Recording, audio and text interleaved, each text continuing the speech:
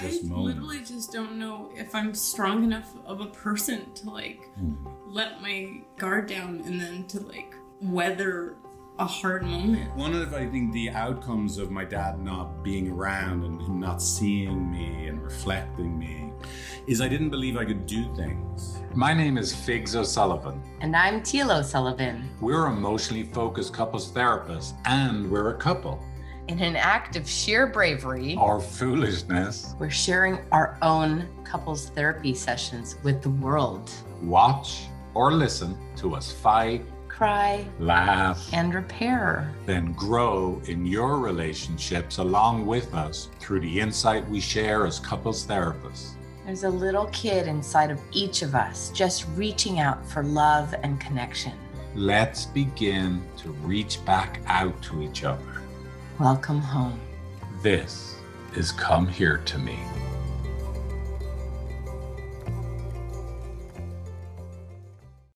Hi there, and welcome back to the podcast Come Here to Me with Teale and Figs. I know we usually start with my name, but yeah, Teale Figs. I like Teale Figs. Do you like it? Yeah, teal colored figs. Oh, that sounds so yummy. Yeah. How did it sound when I said come here to me? Was it kind of... I liked it. You sound like a good Irish woman to me. That's like the biggest compliment in the whole world. I actually prefer listening to you say it than me say it. Really? It feels like a little bit of a cliche. When I say it, it feels like an unnatural time to say it, like as the name of the podcast versus just an everyday speech. So it is actually easier for me to hear you say, come here to me. Okay, in this context. I like it. Oh. Yeah. We'll have you introduce the show from now on. Ooh la la. Yeah. I don't know about that because I like listening to you too. So we could take turns, darling. Thank you. But so we don't want to blab on too much before, because we have a long clip of our latest therapy session. That's true. Right? We're going to actually share as a 40 minutes, almost the entire session. We just cut off the fluff at the beginning and the fluff at the end, right? How's your dad? All that stuff, Right. How's your Uncle Bob? All the small talk. So I do not have an Uncle Bob. Do you have an Uncle Bob? I do. Thanks for bringing it up. No, I don't. Well, it's just like, wow. But yeah, so look, in this session, here's the main takeaway I'm hoping you're going to get from this session, hopefully how it's valuable, is we start off in a fight. We do. Right? I hurt your feelings and you'll hear all about it. As usual, I hurt Teale's feelings. But the great thing is, we got stuck, you were really hurt, there was no way out of it. I tried to really listen and sorry and love you.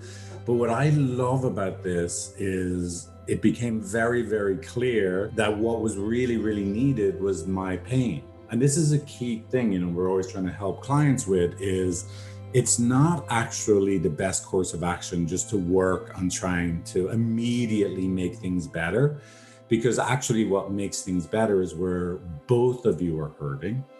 Right. And so what I love about this is it really demonstrates that I was being pretty good at listening. And he was being so good. You'll see. Thank you. Right. You really but were. There wasn't enough to really get you out of the numbness, the hurt, and the reactivity you're in. What started to flip is when I allow myself, and you'll see me, to feel just how bad I feel about myself, that I'm this much of a disappointment and an untrustworthy person for your heart.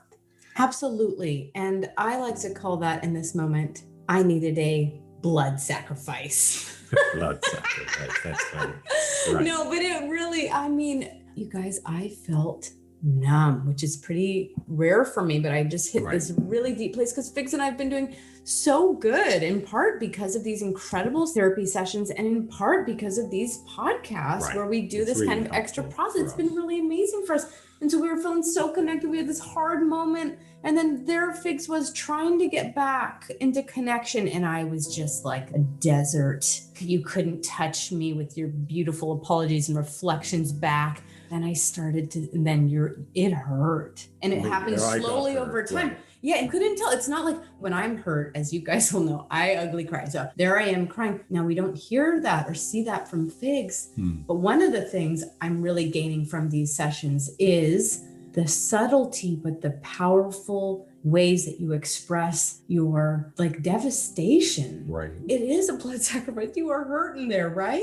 No, thank you. That's a really good point, right? I'm really struck by how you get when I'm in a lot of pain, feeling rejected, feeling not enough, and that I'm really devastated inside. And just like it's hard for you to trust me if I'm hurting you, I hit a similar place that like, God, if you dislike me this much, like I want to just go away. I don't want to trust myself with you. And so that's agony for me inside. But I love that when I actually allow myself to feel it fully, and not by trying to be good, but actually go into that I'm really hurting, you actually really see it. And the thing that's really shocking for me is when I look at myself, if I didn't know how much pain I was having in the inside of feeling rejected, and I find it hard to trust that my heart's safe with you if you dislike me so much, it wouldn't be immediately obvious to me that I was in so much pain. So why do I share that now before you watch the clip? One of the main things I want you to look for and watch for is this difference between both of us, which is very normal in couples, that one member of the couple feels their abandoned parts, their hurt parts, and they can express a lot of emotion like you can. Yes. And then the other person, you don't see a lot of emotion on their face, or, there's no tears, but that doesn't mean they're not just as devastated inside. I assure you, I am just as devastated inside as Teale during this session, right? How do we know? But I am devastated. You right? share it with your words, and it actually helps the therapist and I tune in to what you're saying, because you could apologize, you could feel deeply for my feelings till you were blue in the face in this session. I don't think I would have been able to get into a place of warmth, but you just shared, oh my gosh, like it really hurts actually. Because the way I share my hurt is not just I'm hurting. I mean, I'm going to just own it right here. I'm going to just stake this out. There's violence in the way that I share it. Wow. I mean, we use that word violence in a much broader term than most of our listeners do, just to make sure. You're not hitting me. I'm not physically, but you are saying it's you're a bad person. It is critical. And there's a kind of threat in it. Like, again, not a physical threat, but just like you did this and you're so bad, Figs. And now I feel this way. I can't trust you. And so, we'll let the listeners see what they gain from it. But it was a powerful demonstration of how incredible, again, a disconnection can lead to a connection in a really well facilitated space, and with a lot of honesty and staying with the process between you and I. So please, 40 minutes the session, just track and notice Teale's heard. I'm trying to be good, but being good doesn't do it. It's only when I actually consciously allow myself to go to the place and feel the pain of being rejected. And some of it's messy. I hit triggered places that you start to be able to come out of just your own pain and say, oh my God, my partner who loves me is really hurting when they feel rejected. And that's what creates the bridge. And we end up connected. That process, that's what we hope that you're going to be able to start doing with each other. So with no further ado, here's the clip. We'll talk to you on the back end. Okay. Let's do it. All of this was unsaid, and Figs literally just called me up and he's like, I don't know what's up with you and the people that you're sending me. And I'm just like a general statement? Yeah, it was general, and it was just really aggressive. And he and I had this great talk this morning. We've been meditating every morning.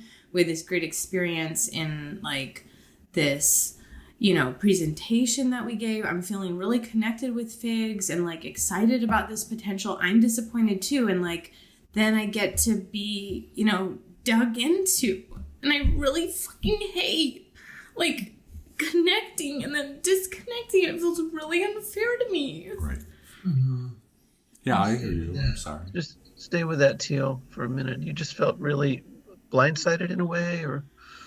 Yeah, it's this shit fucking happens with me with Figs. It's we're close and connected, and then something happens, and I feel my trust just goes out the door. I'm why am I being blamed for this? Why is it the people I send you, I don't know how to do this. I'm fully learning how to interview people, and just to feel I'm such a disappointment about this. It was such a different situation than the first person. I don't understand why it's so aggressive. Mm-hmm. No, it makes sense. You can be disappointed. like, you can give me feedback about how to do this next time and we can come up with a new plan. But, like, yeah, I feel really, I really feel distrustful of you right now. Like, it was one thing to just say, hey, what happened here? And this person wasn't it. But the way it was delivered, is that what you're saying? Yeah, and just, like, coming from a place of so much connection to go to such a disconnection. And I'm sorry, that did not come from me. Like, there were ways I could have set this up differently, but, like, where is this fucking aggression coming from, and why is it directed at me? Like, get a fucking punching bag. okay. Yeah. You're in this really good attachment field, and then you feel like out of nowhere it's just disrupted. It's really... It feels like a thing with trust, and there's this thing I say to myself inside, like, I just can't let my guard down. I can't, like, be all happy and all my optimism and positivity as a partner. You know what? You can't do that with Figs. Because you're just going to get dinged. No. I'm really pissed. I don't even want to be here with you right now. Okay, sweetie. Fucking figure it out. Like, figure your shit out. Yeah. It's hurt. You really hurt. And you're feeling angry too, understandably.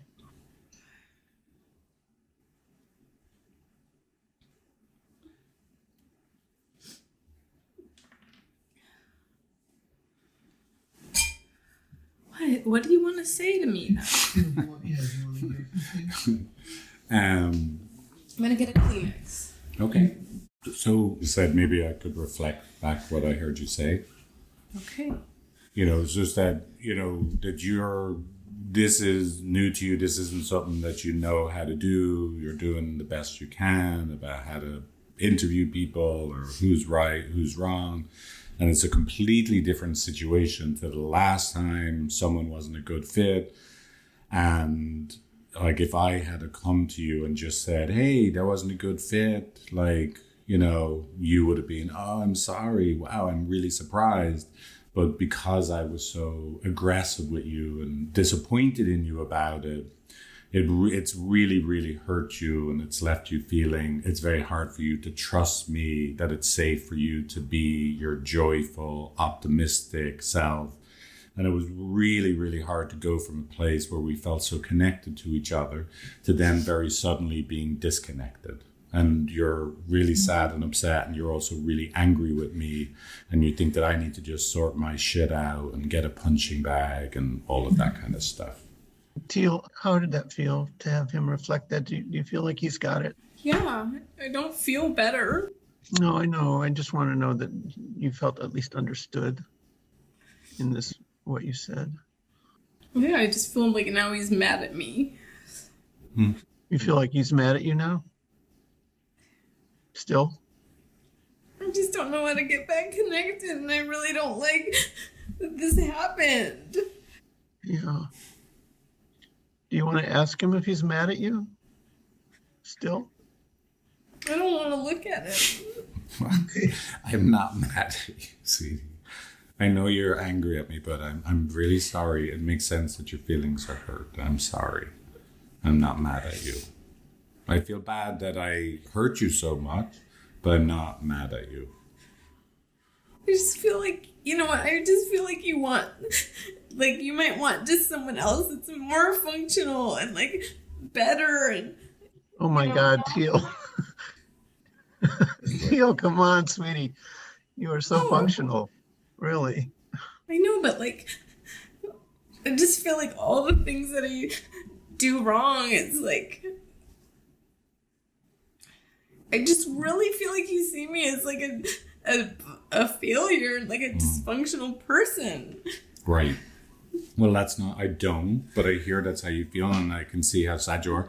Look, just for what it's worth, like, it's just a moment. I understand it had a huge impact. I'm just trying to tell you what happened for me is I was a bit nervous about this morning because my schedule was kind of And again, you know, this is a thing. I'm anxious when I've got lots of things scheduled, and what's that going to be like to do? I did an interview on someone's podcast this morning, do the interview, do couples therapy. I shouldn't. Yeah, I do. I get anxious that I have to do all three of those by 9 a.m. Right? I'm anxious about it. Right? I get it. And so look, I did feel let down. I've done an emotional bonding perspective. I felt let down, and that you weren't there for me when I did that call with someone that wasn't a good fit. Everything you said makes sense. I'm just telling you what it felt like in the moment, that I felt let down by you. It felt like, oh my God, like this really, this morning that I was anxious about how I'm going to do everything, what state will I be in for couples counseling by the time you get there? Because doing a podcast interview takes a lot. Like, I'm really overwhelmed, right? Because, I get really scared that everything's not going well, and I'm really not doing a good job of articulating, explaining things. So it just is a huge emotional lift for me to present in ways, again, I wish it wasn't. So I felt really hurt then when this person that was your colleague was such a bad fit. And I was upset with you about it. I was really disappointed in you, and I let you know. And I think my energy was off. I talked to her while walking. I wanted to talk to you about it immediately. My energy was off. I had way too much negative energy, reactive energy towards you, and it really hurt your feelings. And then, of course, I was just upset that but this story I had is I couldn't have just a moment of being upset about it and you hear the feedback, that it quickly became about how terrible a person I am, to be so upset with you. And so look, that's about the extent of me being upset with you. And for me, these aren't universal. These aren't universal traits. These are individual moments where I felt let down and I shared it with you and it hurt your feelings. I don't think of you like that, universally. I literally just don't know if I'm strong enough of a person to let my guard down and then to weather a hard moment. I just don't feel that strong.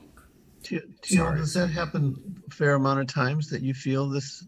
I don't think it happens that often. It's just when it happens, it feels really devastating for me. And I'm really torn up about the shit with my dad. And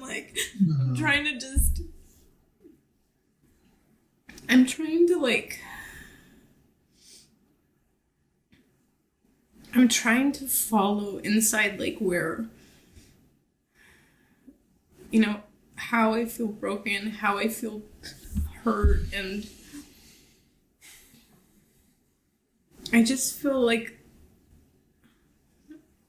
I just want you to protect me I want to listen.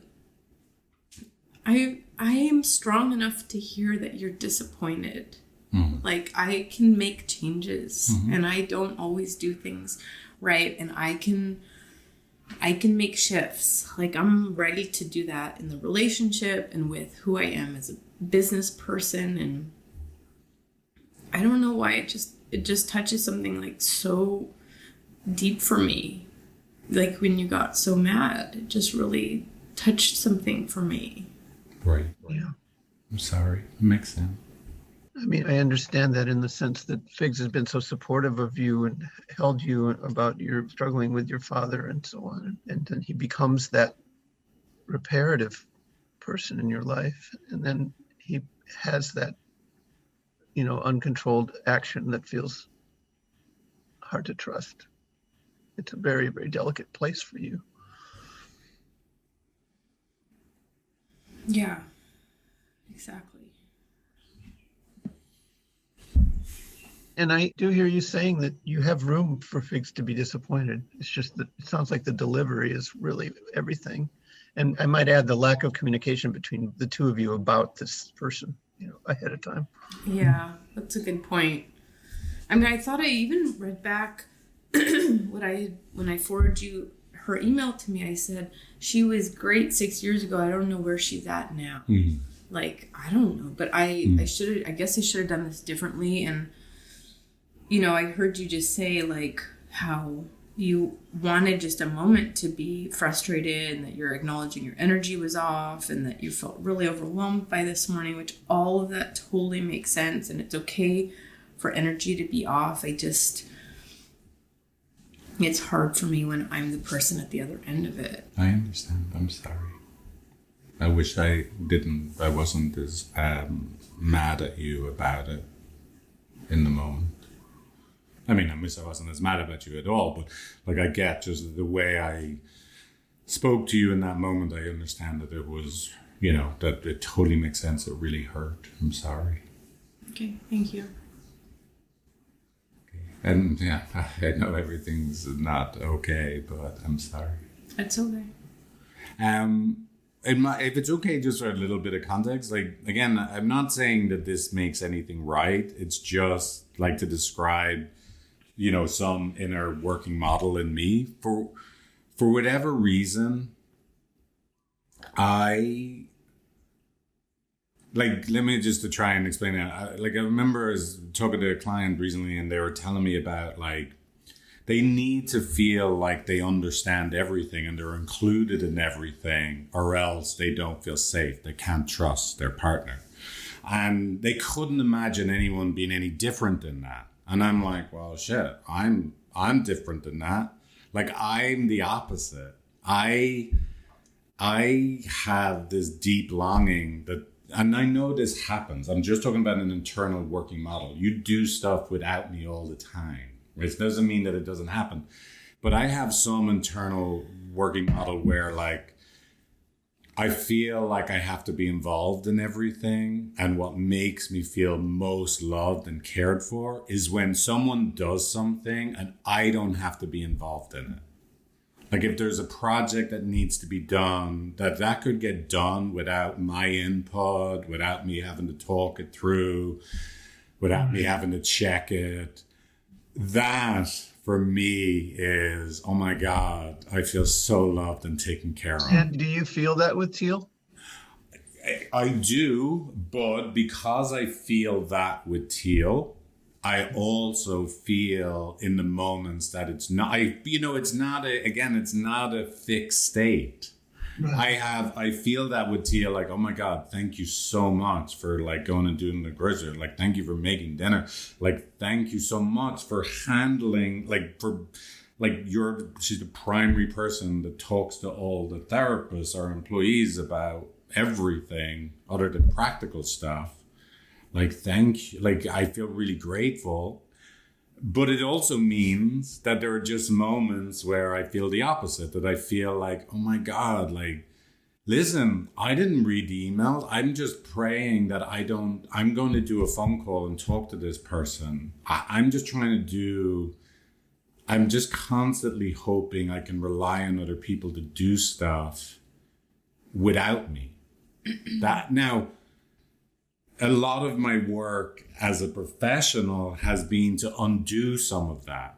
I was that teenager that was able to manipulate my friends into doing my laundry for me and do my ironing before they'd come to the house before we were going to go out and they'd have to iron my shirt for me. Right. So in some ways, you were like the leader of the pack, right?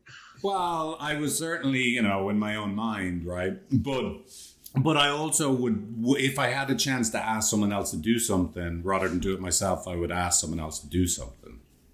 Right? I don't get into too much detail. So I just think I have this raw spot. I have this injury when I feel oh my God, I really thought you had this. And everything you said makes sense, especially with the last one about oh God, I get why you thought it's better that you don't ask too many questions and let me just ask the questions.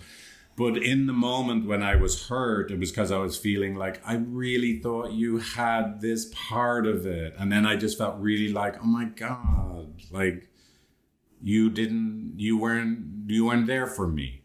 Like, and so that's the way I was hurting inside when I was mad at you. Like, I thought, like, I totally get why it hurt you. I was just like, I can't believe you weren't there for me. I thought you had this. I trusted you to have this.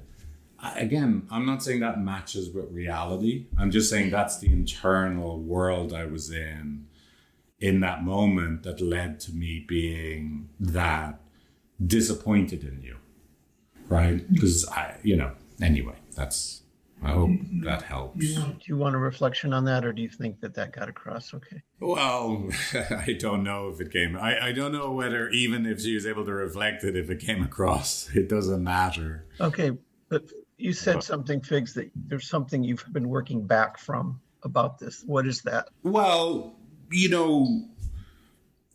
when you say working back from, I actually am trying to believe in myself more and do things more myself. Not actually be, can someone else do this for me? So the other piece that I was thinking about was a part of letting go of things not going the way you anticipate them to go. If you're going to have other people work with you, I don't know. Yeah, well, look, absolutely. Well, what I would like to be able to do is feel the hurt and not have the reactivity. And I think it's a little harder with look, it's hard for me in general, but it's much harder because you're the most important person in my life. You're the person I'm hoping like you could do stuff without me, because that's just a flavor of love that's important to me. And so I get the most hurt or feel the most like just heavy letdown, like just aloneness inside myself when I thought you had something and I just discovered you didn't. So I'd like to just be able to feel the hurt part and explain it to you versus like be mad at you about it. But I don't know. I'd like to get better, Is there a specific piece from your past that really resonates with this right now, this hurt? Well, it's a mix. It's a hodgepodge. Like, I think some of where, when I think about where this comes from inside me, one of the first things I always think about is my dad wasn't around. And I didn't have a dad to mirror me or see me do things, right? And in fact, one of my biggest injuries with my dad as a grown-up is being at a dance workshop and asking him to see me. Like, would you watch me dance, right? He couldn't do it. Right, at a 7-day dance workshop, he couldn't do it. But one of, I think, the outcomes of my dad not being around and him not seeing me and reflecting me is I didn't believe I could do things. Like, I really didn't believe I could do things. And I always say, like, the image that always epitomizes this for me is when I played rugby. I only started playing rugby at like 14, and I was the kicker on the team. Like, I kicked the equivalent of American football of field goals. I didn't believe I could make the little mound out of the dirt for the ball to sit in. And my best friend would come over, run across the field, and make the mound and place the ball for me, and then I would kick it, right? So I have this deep, deep pain when I feel someone's not there for me. When I feel like there's this thing that I have to do, but I really wanted someone else to do it for me, and I can't, like, no one's there for me. I'm all alone in this. I feel like, so the way I make sense of it, it's a consequence of not getting that belief in myself that I rely on other people. And then I get really, really hurt when those people aren't there for me.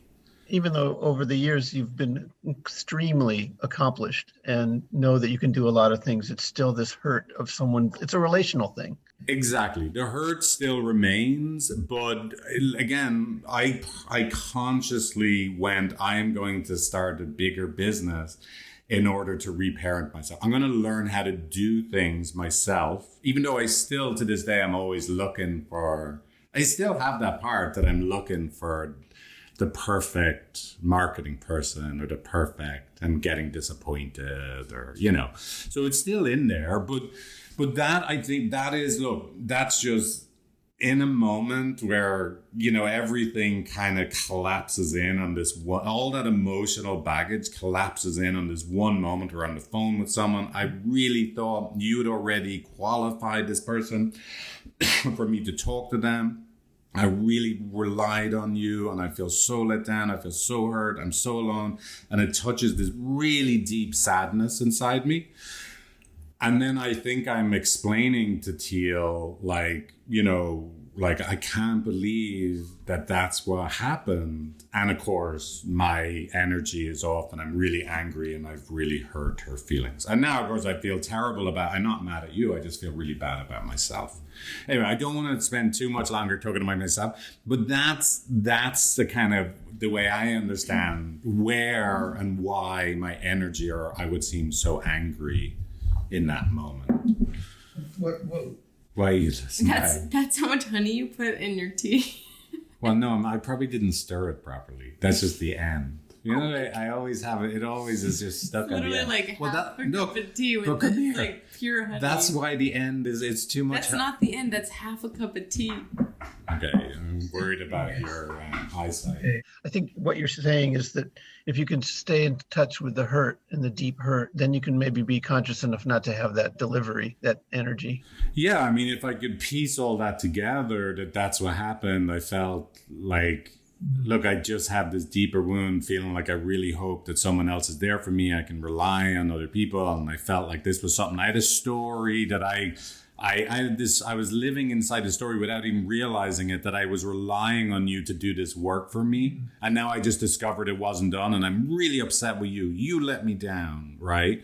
Yeah. And that's a lot of energy directed at Teale. When it doesn't, in and of itself, the issue itself is like, what? It's not that big a deal. Right. I mean, it's a lot to Teale specifically because of Teale's background as well. Exactly. No, exactly. And so, some way that you could have a code word for yourself that says, this is one of those moments. Right. Hurt is here. Yeah. I mean, look, I'm very fast and I'm hot-blooded. I am very, again, as we talked about before, for sometimes better, for sometimes worse. I'm, just for want of a better expression, I'm hot-blooded. I'm not that confident.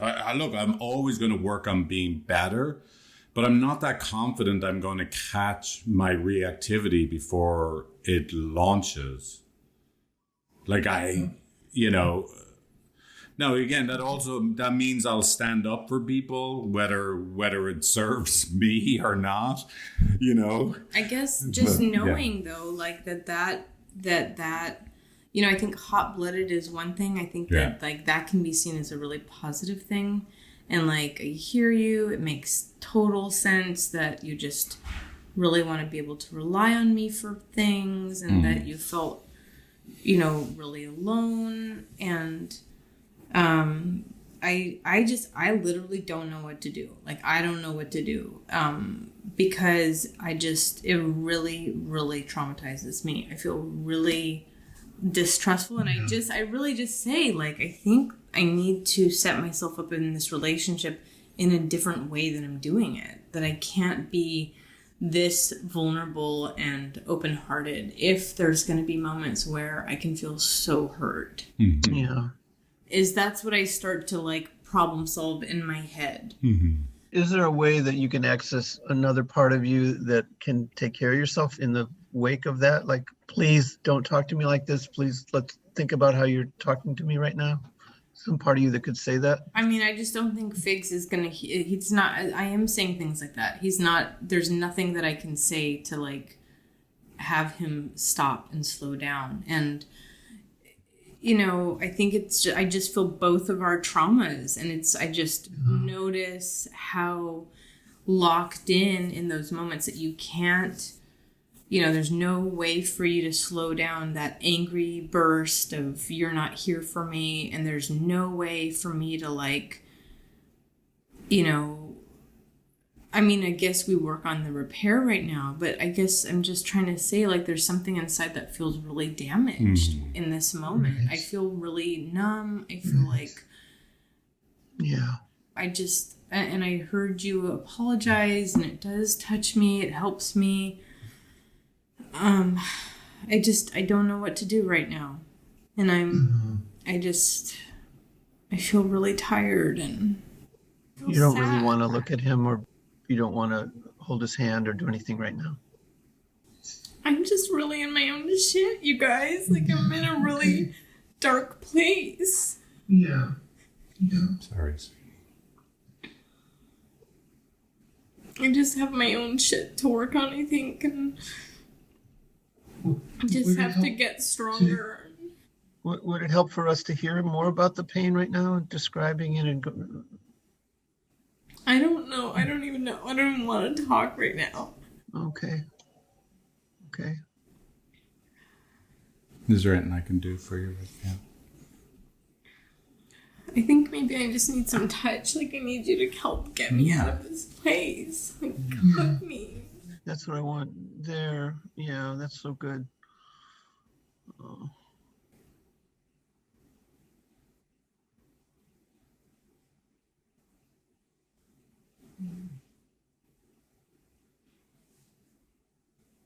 And see if you can feel yourself let go a little bit, Teale.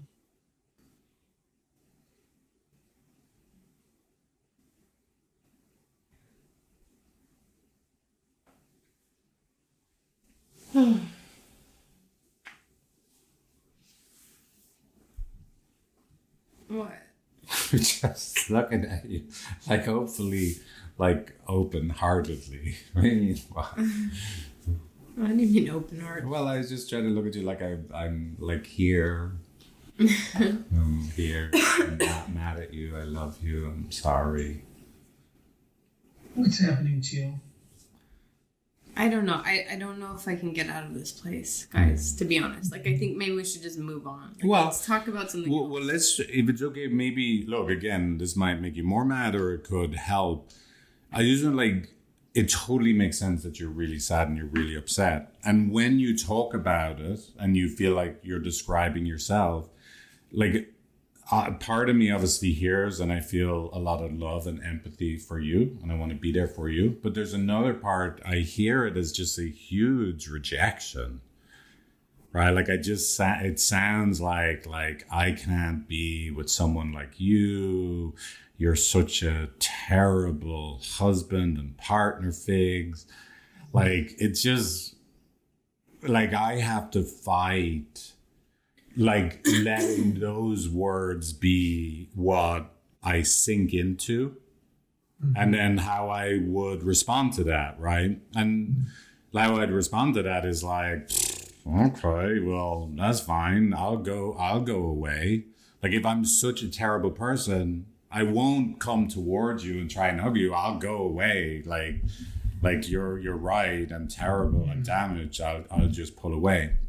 So The shame blocks you. yeah, well, it just really hurts. It's like, fine, like, wow, if I'm that horrible, you're totally right. You shouldn't be with someone like me, or me particularly.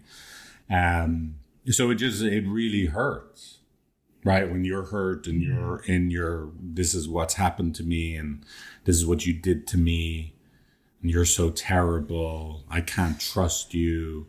Like, I get it, I get the pain you're in, but it lands as really, really harsh. It lands as quite a damning, like, indictment of me as a person that, I think, that's that that's that cycle that we're in, right? Is that I, in somehow in the moment where I feel so connected and then suddenly feel like we're not connected, right? I feel abandoned in that moment. Yeah. You were here and now you're gone. Right. And not only are you gone, but you're angry at me. And then it, like, touches such a deep place for me that, I don't know if you heard me, but I said, I need to go do my own work. I'm, like, just feeling how destabilized I am right now.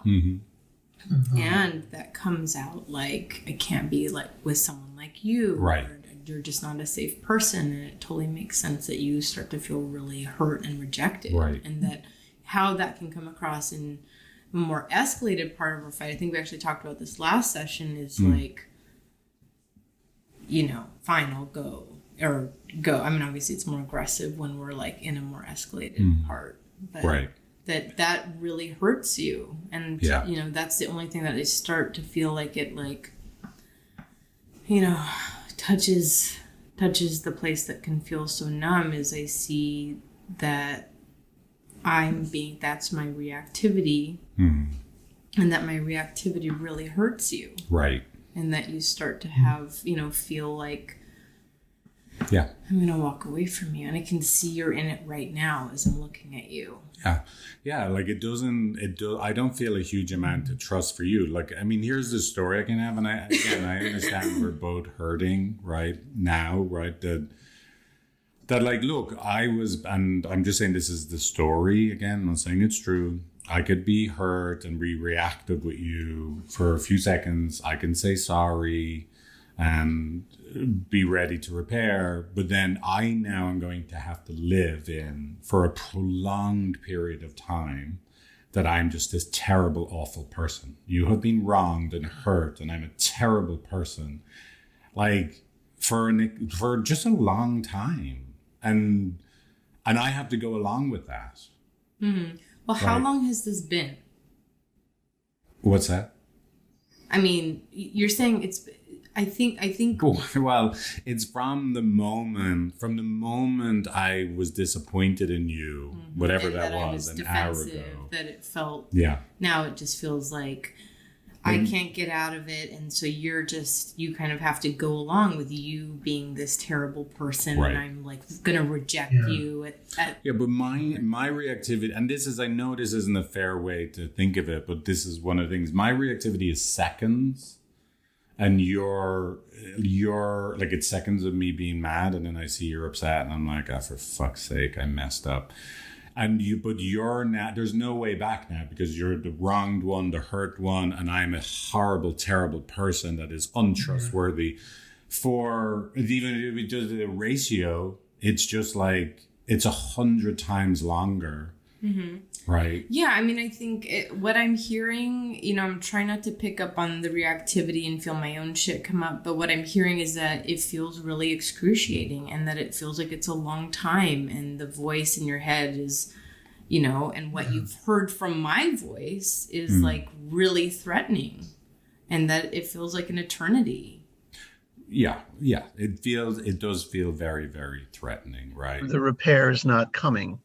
Well, again, you know, the repair's not coming. I think if it's just me being there for you, then yeah, we can, I think we could repair. But when we really take in the like, no, look, when I've hurt you and now you feel like I'm this terrible, untrustworthy person. This is the exact second part of our cycle, because then you start to feel like, oh my God, this is forever. And see, I can even see like how your face is and how you're talking is you're starting to like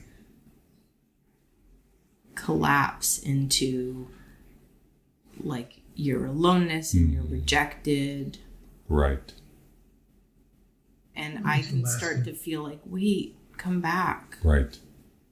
And so this is where I can start to like kind of feel like I want to jump out of my own body and kind of be like,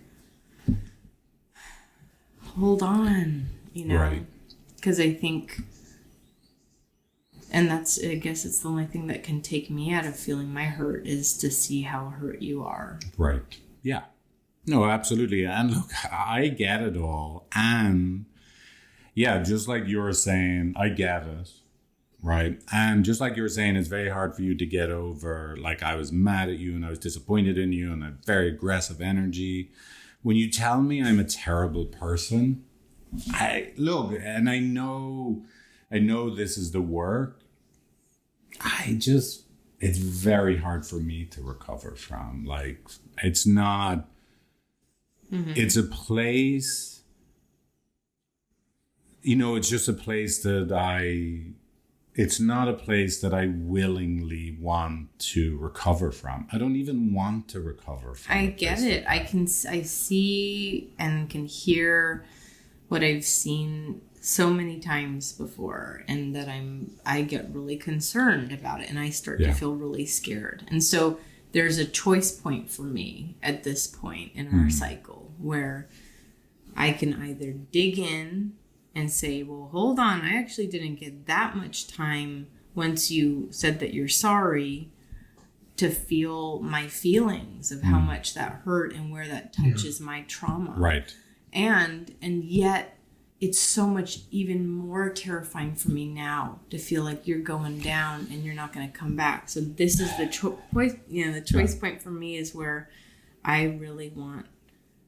just walk away from that first option and I walk towards this option. Right. And I see like it becomes very complicated place to a very simple place. Yeah, but there's another possibility, right? And Well, can I just tell you that the thing that's coming up inside of me right now, and like I don't have to do it, but the thing that comes up for me is just like someone that I love is hurting. Mm-hmm.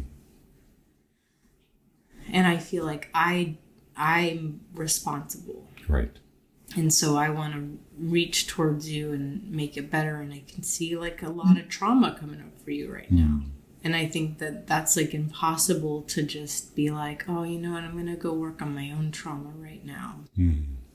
But you do kind of abandon yourself in that moment, Teale, a little bit. I don't know if it's abandonment, or I don't know if I'm going to get, if when he comes back, it feels like a healing. So I don't think that this is some maladaptive thing. Right. I think it might have some intelligence in it. Well, this is just where, like, and if I try and really put into practice, what I try and help other people do, is that the way back is not necessarily you being there for me or me being there for you. Is just us recognizing, look, I really hurt you, and it makes sense you're hurt. And then when you were hurt, the way you responded, right? Not that your response was good or bad, but it did just touch a really, really vulnerable hurt place in me. And so you don't have to leave yourself. I don't have to leave myself. It's like just we both get really, really hurt. I hurt you first, and then when you were hurt, I ended up getting dragged along in the really deep, painful place for me. And that's so we could, before we're taking turns being there for either of us, like we could just meet each other there as a safer place. Yeah. All right. Well, that was a journey, huh? Yeah, that was a trip to watch ourselves again. I'm glad that we both feel that way. It's a lot. It's pretty overwhelming. And, again, eye-opening. I learned so much about myself and you and us. Yeah, absolutely. And I'm just wondering, just as our listeners, can you see yourselves in any one of these positions? Can you identify with myself or with Figs? And then, of course, the third perspective, can you see, oh, wow, this is what we do together? Because, this is one of the greatest skills you can develop as a couple is you harness and grow your ability to see the system perspective, not just seeing things as just yourself or not just seeing things as, oh, look at what my partner is feeling and doing. It's like, wow, look what we are doing. So yeah, could you see, wow, this is what we do? Are there places you get stuck? Was it inspiring, or was it like, wow, what are they doing, Figs and Teale, talking about their feelings this way? Just let us know, drop us a line. Yeah, I'm curious. Write us an email, drop us a line, and we'd love to hear from you. Love to hear from you, and kind of what's that like? Because we don't know. Yeah, what's it like to see us process and move through from fight to starting to try and make things better, but we couldn't quite break through that it felt better. That then having this God, it was like Figs hurting, not just being good, listening to Teale hurting.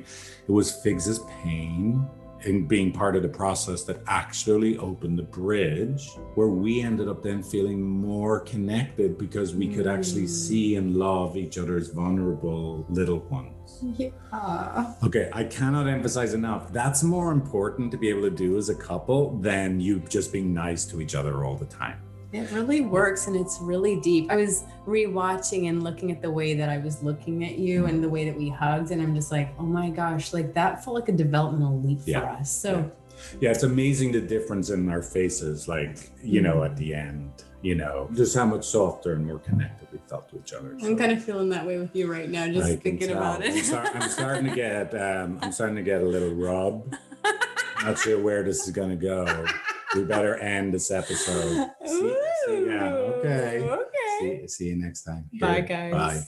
This was Come Here to Me. Relationship experts walk the talk. Visit comeheretomepodcast.com for episode transcripts, social media links, and to subscribe to the mailing list. If you or someone you love are struggling in your relationship or just want to work on making things that little bit better, visit us at empathy.com. That's empathy with an I on the end, not a Y on the end. We've got quizzes, courses, videos, articles, and free consultations for couples counseling or for relationship coaching.